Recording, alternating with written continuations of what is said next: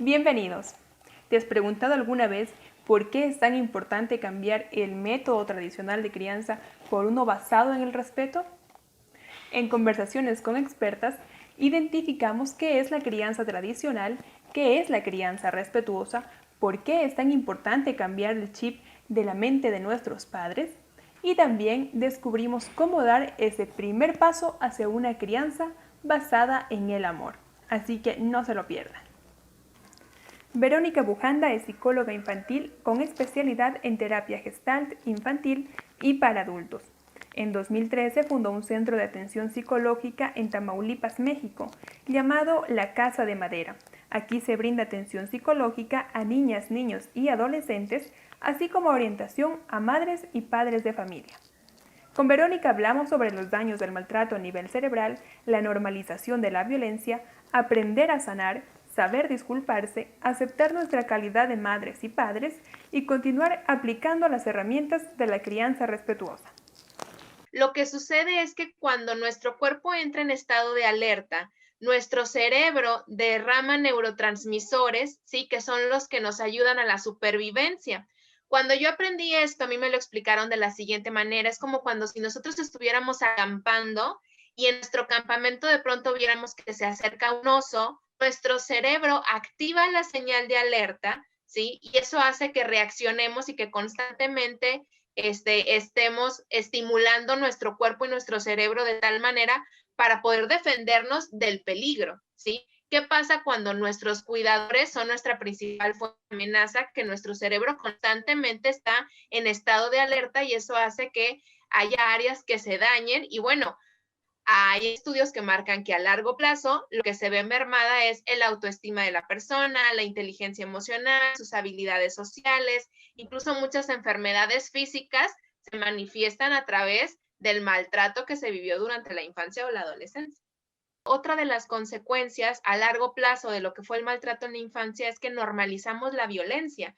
Y entonces yo creo que es normal criar con maltrato, yo creo que es normal dar nalgadas, yo creo que es normal dar un pellizco, yo creo que es normal gritar, cuando en realidad eso no es la normalidad, pero eso es una consecuencia de lo que vivimos en la infancia, de lo que nosotros vimos, escuchamos y de cómo estuvo formada nuestra dinámica familiar. Y entonces crecemos y vamos repitiendo ese patrón porque tenemos tan normalizada la violencia que es lo que nosotros seguimos haciendo. Lo fácil es el grito, la nalgada y el pellizco. Lo difícil es hacer lo contrario. Y entonces por eso muchas veces nos vamos por el camino fácil, por lo que nosotros ya sabemos y por lo que creemos que funciona, porque justificamos justamente el maltrato que nosotros recibimos en la infancia, cuando en realidad, pues nosotros no somos personas de bien gracias al maltrato, somos personas de bien gracias a todos los buenos tratos que sí fueron los que recibimos, además del maltrato. Deseamos que nuestros hijos sean unos seres que se sientan plenos, que se sientan satisfechos, que sepan tomar decisiones, que estén llenos de valores. Entonces, si ese es el camino, entonces, ¿qué tengo que hacer para llegar a esa meta?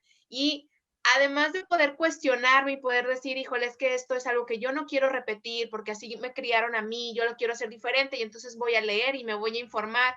También es importante que nosotros podamos tomar tratamiento psicológico, que nosotros también podamos sanar todas esas heridas que traemos cargando, porque lo importante es cuidarnos nosotros para poder cuidar de otros. Si yo no me cuido a mí, si yo no me atiendo a mí y si yo me estoy dejando hasta el final en mi lista de prioridades, entonces claro que cuando yo quiero marcar un límite respetuoso, me encuentro irritable, me encuentro desbordado, desbordada, porque no me estoy atendiendo, porque no estoy practicando el autocuidado para mí como persona, para entonces poder ser una mejor mamá, un mejor papá, una mejor hija, una mejor hermana, pero esto viene también de que nosotros sepamos que también nosotros tenemos que ponernos en la lista de prioridades y que necesitamos estar bien para poder cuidar de otros también de una manera sana y respetuosa.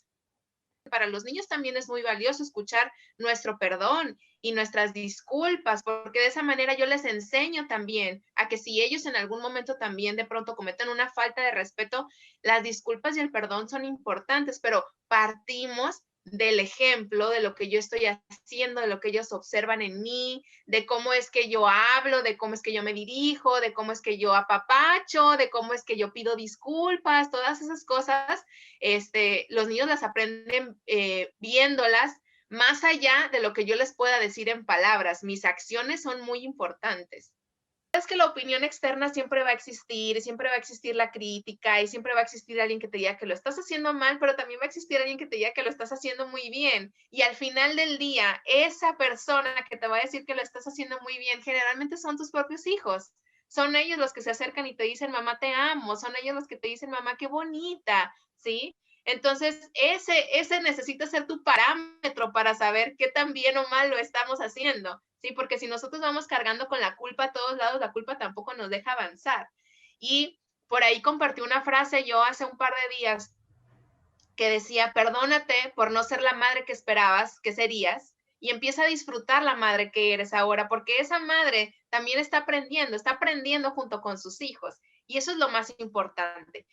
La verdad es que todavía hay muchas personas que apoyan la crianza tradicional y se trata de que nosotras poco a poquito vayamos sembrando conciencia y vayamos también informándonos y vayamos leyendo y vayamos también compartiendo memes, porque también eso es importante, reírnos de cuando estamos criando y de cuando nos enfrentamos a todos los retos que la maternidad y que la paternidad, porque la verdad es que no es una chamba sencilla, no es un trabajo sencillo. Algunos tips cortos, bajarnos a su nivel, mirarnos a los ojos, tocarlos, darles una instrucción, en lugar de mandarlos solo a una instrucción, incluir la palabra vamos, en lugar de decir recoge tus juguetes, vamos a recoger tus juguetes, hacerlo como si esto fuera un trabajo en equipo, cantar, bailar, todas esas cosas que a los niños les gusta, tener momentos de conexión, que también es muy importante.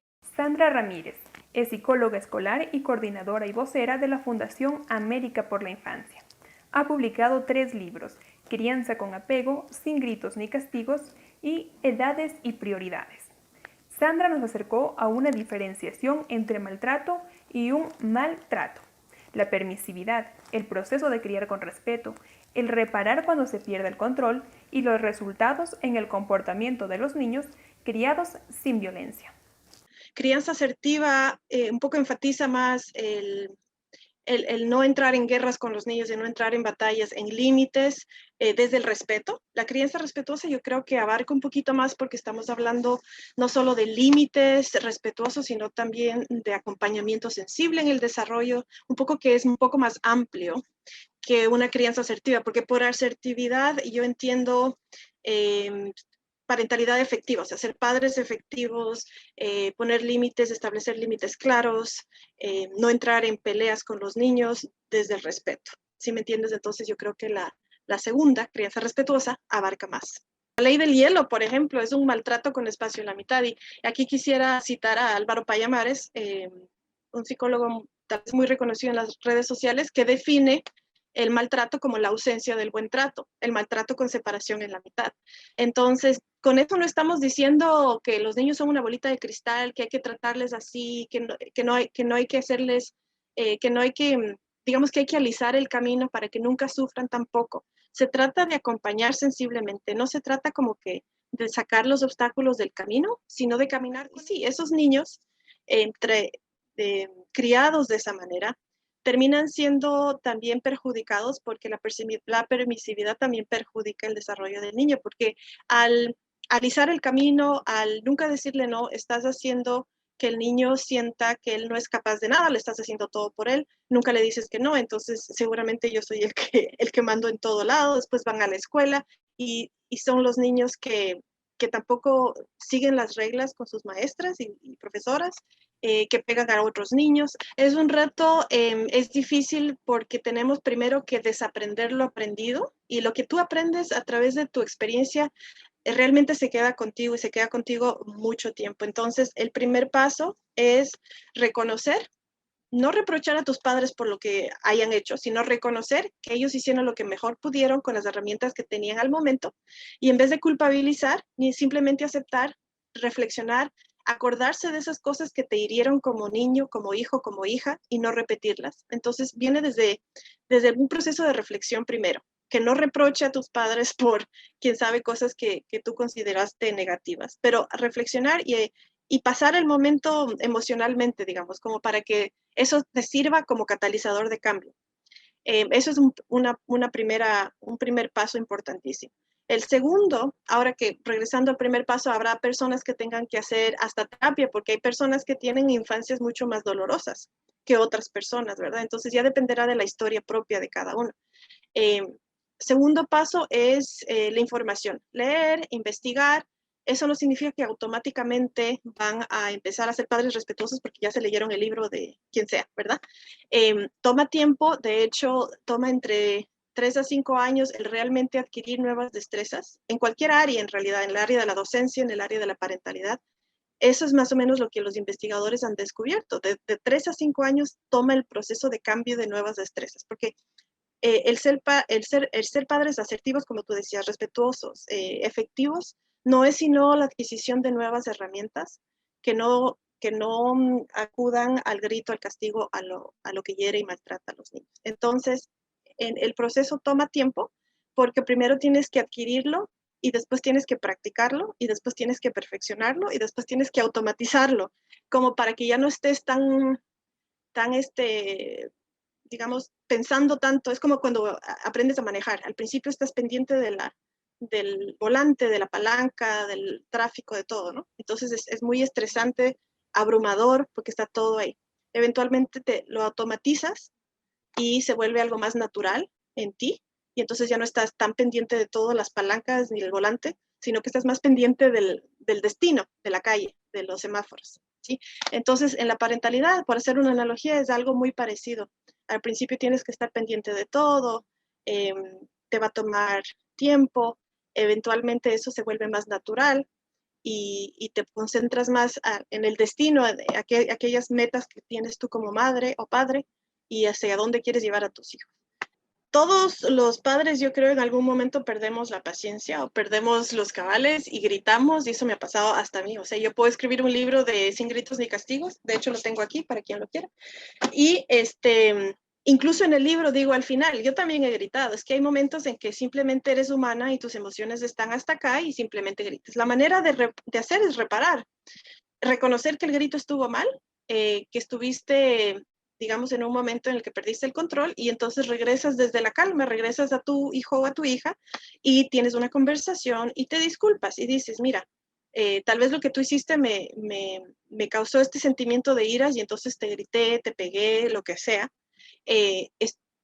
O sea, discúlpame, en realidad no quise hacerlo, pero hablemos de lo que pasó para que no vuelva a suceder. Como una conversación que regrese no solo al que tú perdiste el control de tus emociones, hiciste cosas que no quisiste hacer y ya pasó y te disculpas, pero también hablemos de por qué me sentí así y por qué reaccioné así. Y entonces, ¿cómo podemos entre los dos asegurarnos de que esto no vuelva a pasar en el futuro? Entonces, eventualmente la idea es que usen sus palabras, su vocabulario, para reemplazar aquello que hacen en el berrinche, que es patear, gritar, golpear, escupir, tirarse al suelo, ¿verdad? Y gritar como que ya necesito atención ahora.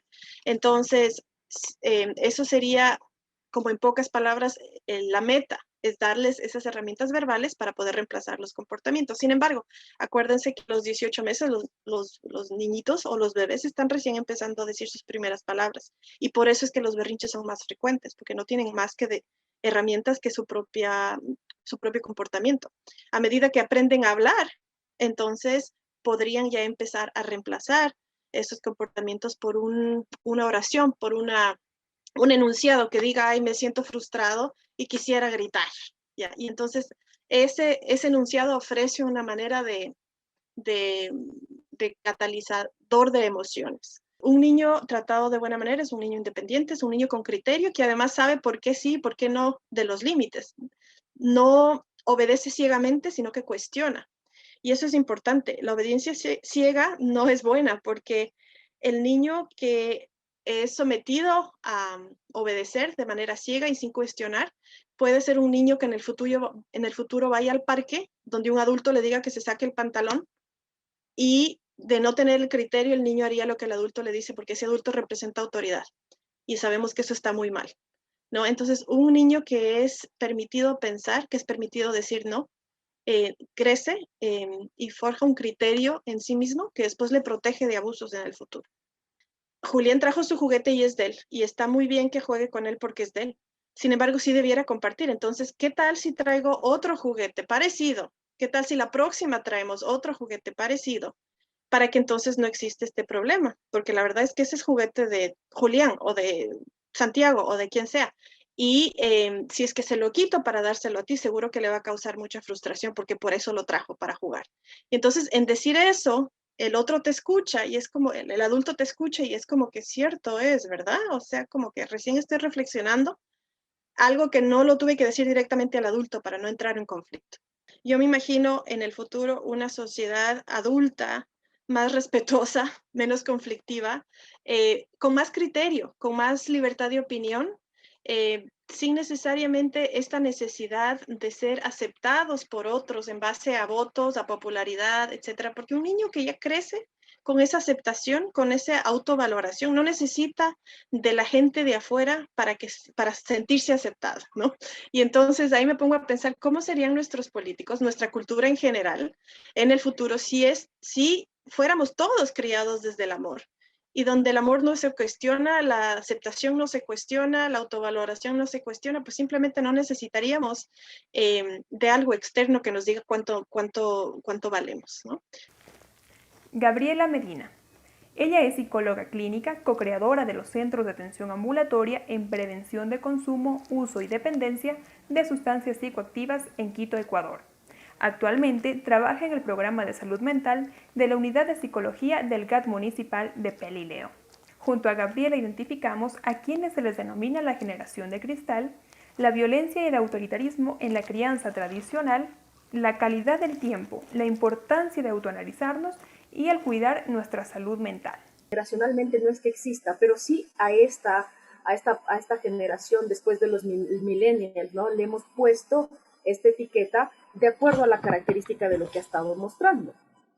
¿Y quiénes encajarían? Pues bueno, no solamente niños ni adolescentes, sino también yo creo que adultos y la sociedad entera, que en realidad no puede sobrellevar las cosas, ¿sí? Que no ha logrado desarrollar características resilientes, no ha logrado desarrollar tolerancia a la frustración, no ha logrado desafiarse, o sea que ante un problema se rinde y no más bien lucha por salir adelante. Ahora, esta parte de generación de cristal tiene sus pros y sus contras, como todo, como les explicaba, porque no es solamente que son jóvenes o niños que están aprendiendo a no tener consecuencias o a ser muy ligeros, a resentirse por todo, a asimilarlo todo, sino que en realidad también están siendo más sensibles, podría decirlo yo.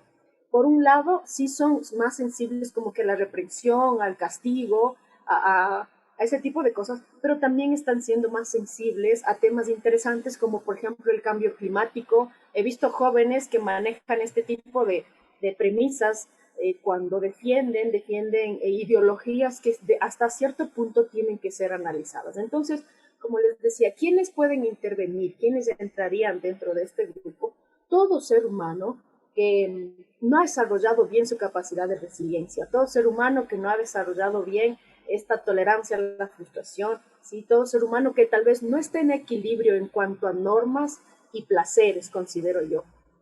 Cuando esto no está equilibrado es que nos volvemos muy receptivos, ¿no es cierto?, muy quebradizos, muy frágiles.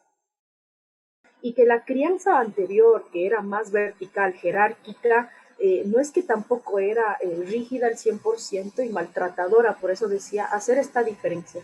Había crianza violenta, por supuesto.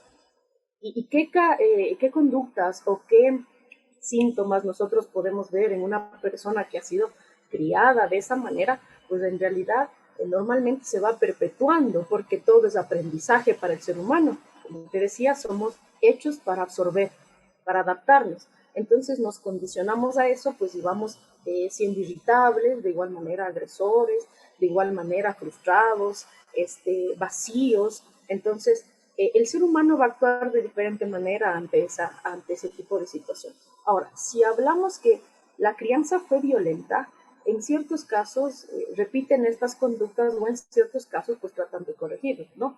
Ahora, si decimos que la crianza en cambio fue vertical, que tenía sus valores, sus normas, su estado jerárquico, donde se respetaba, lo que papá decía se cumplía, no había cómo decir no, si es que papá decía sí, si es que papá o mamá decía sí, no podíamos decir no. Entonces también acarrea ciertos vacíos, ciertas dudas, sobre todo porque en ese estilo de crianza el niño o los hijos son tomados como en realidad que no tienen los mismos derechos que el otro. En cambio, así seguimos cargando frustraciones, vacíos, y es que también empuja a problemas psicosociales como el embarazo prematuro, relaciones amorosas prematuras, que se escapen los jóvenes, que igual tengan ideación suicida, etcétera. Un montón de comportamientos que creo yo más que depende de cómo el ser humano se adaptó, cómo el ser humano reaccionó ante ese tipo de cosas, que serían diferentes en cada ser humano. Entonces, más que en cantidad, creo que todos los profesionales estamos de acuerdo en que es la calidad del tiempo. ¿Cómo estás? ¿De qué necesitas? ¿Por qué lloras? ¿Qué te dijeron? ¿Puedo ayudarte en algo? ¿Comprendo cómo te sientes? Este tipo de afirmaciones son mucho más valiosas. Yo puedo estar todo el día, como tú decías, con mis hijos y en realidad pues todo el día paso conectado, todo el día paso en otras cosas y no estoy siendo emocionalmente activo para ellos. Existe una técnica que se llama sanando al niño interior y a veces es chocante, a veces salen traumas que no los voy a poder solucionar yo solo en mi casa y que será necesario que un terapeuta o un profesional les esté manejando. Normalmente podemos trabajar con técnicas gestálticas o podemos escribir cosas. A veces, por ejemplo, lo que a mí me funciona mucho con algunos pacientes es escribir justamente esa carta a ese niño que fui, ¿no? Preguntándome qué soñaba, qué quería, qué de lo que yo había esperado en ese momento lo estoy logrando y si no lo estoy logrando, ¿por qué? Y si me estoy culpando, pues dejar de culparme y más bien animarme, enseñarme que estoy mejor, que puedo ser mucho mejor. Ahora, y sucede que se puede lograr, como te decía, sí se puede lograr de alguna manera madura, porque a veces confrontarte con muchos fantasmas de antes, como te decía, pueden salir traumas dolorosos. A veces hay cosas que nuestro inconsciente las ha guardado, pero con candado, con 10.000 llaves y todo. Y en algún momento sale y eso te quebranta, esto te produce una crisis existencial súper fuerte. En toda época, en toda etapa, el ser humano está sujeto a cambios, a frustraciones, a muchas cosas. Entonces es indispensable buscar la ayuda si es que la necesito, pues y si no, tratar de yo mismo con mis propios valores, mis creencias, lo que considero que maneja mi vida, pues tratar de llevarlo de la manera más equilibrada posible. Que las cosas empiecen por nosotros. Eso, aunque parezca cliché, aunque parezca trillado, tiene que ser así. Porque yo seré el ejemplo de esos hijos. Por más que yo le diga al hijo, no hagas esto, pero si yo lo estoy haciendo, no funciona para mí. Entonces, el mejor consejo que les puedo dar sobre este tema, recuerden que todos en muchas ocasiones encajamos en la generación de cristal. Todos. Hasta cierto punto, en algún momento, nos dicen algo que nos desploma y que no pudimos sobrellevar. Niños, jóvenes o adultos. Todos encajamos. Cuando no toleramos la frustración, todos encajamos. Ofrecer calma, validar, dar opciones, regular nuestras emociones y nunca golpear ni castigar son algunas de las claves que aprendimos con nuestras expertas. Si tienes más curiosidad, te dejo los enlaces de sus redes sociales en la descripción. Puedes visitarlas y empaparte de toda la información que tienen para darte. Esto ha sido Crianza Tradicional versus Crianza Respetuosa. Espero les haya gustado. Mucha suerte.